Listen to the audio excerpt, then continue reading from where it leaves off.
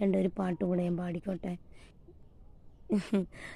ഇത് പെണ്ണാ ഇങ്ങനെയൊക്കെ പാടിയിട്ടേന്നൊക്കെ നിങ്ങൾ ചിന്തിക്കുന്നുണ്ടാവും അല്ലേ.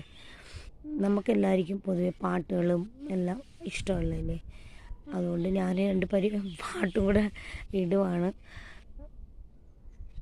തെറ്റുണ്ടെങ്കിൽ ക്ഷമിക്കണം. പാടിക്കോട്ടെ.